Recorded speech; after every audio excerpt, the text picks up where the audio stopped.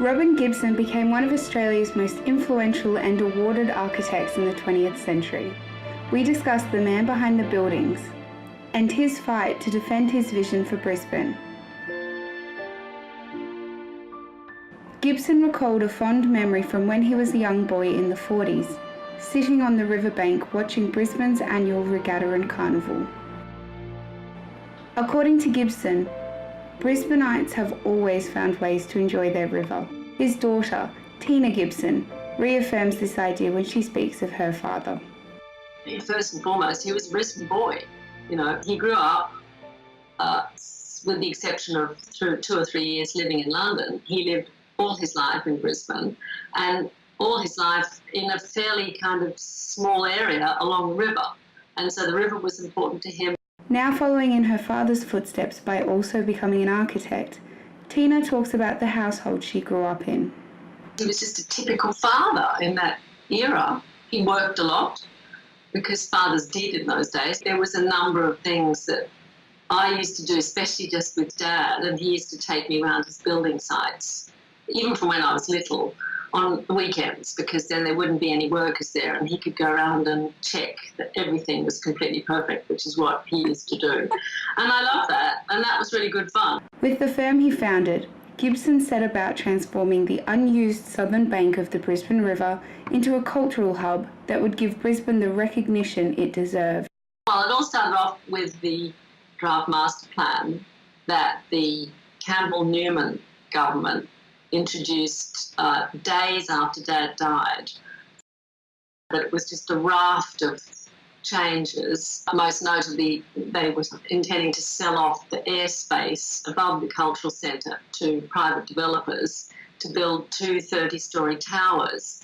They never consulted my dad, and so there was a big issue on moral rights.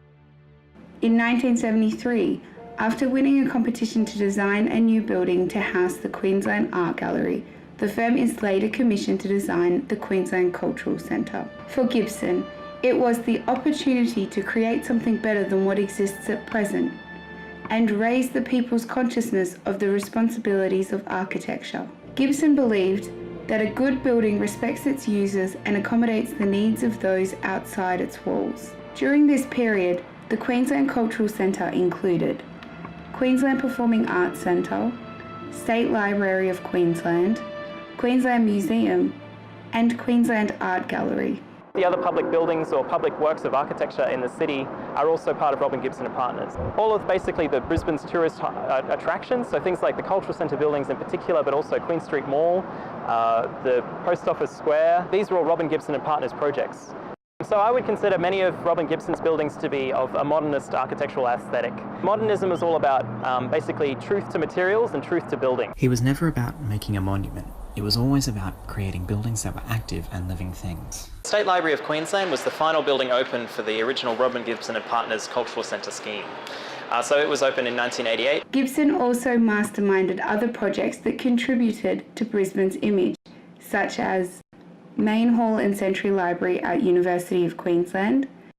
As a Brisbane person, I knew him reasonably well back in the 80s, maybe late 70s, 80s. He was a great architect and a very, very good father, if you like, to Brisbane and to the way it looks now.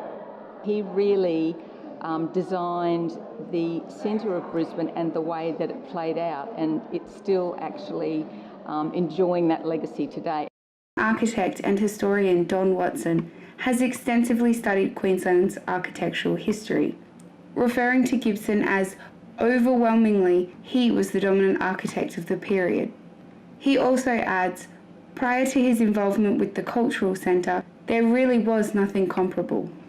His architecture has changed and spoken for Brisbane, and in particular I think it's very the low-key nature of it, the way it just fits in with the flatness, if you like, of the landscape and that curve of the river in South Bank. I think he was very much ahead of his time. There was nothing there that wasn't absolutely necessary on the whole building. Among his many achievements, Gibson won the Sir Zelman Cohen Award for Public Buildings in 1982 for the Queensland Art Gallery. The same year, he was named Queenslander of the Year. He was awarded the Order of Australia in 1983 and the Advance Australia Award in 1988. In 1989, he won the coveted Australian Institute of Architects Gold Medal. Despite these awards, Gibson remained humble, simply stating, "We haven't invented anything. We have just let certain things die off and then regurgitated them."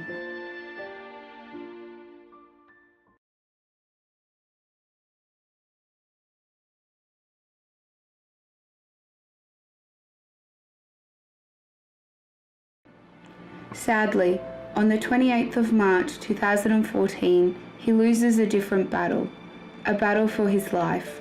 Robin Gibson dies at the age of 84. Tina proceeded to rally family and supporters to join Robin Gibson's quest of giving the Cultural Centre heritage status to protect it from harmful renovations. We set up this Facebook page and just got this incredible following, and as a result we got 1,200 letters of support in support of the heritage nomination, and they'd never had that many. She is now involved in the conservation management plan for the Cultural Centre.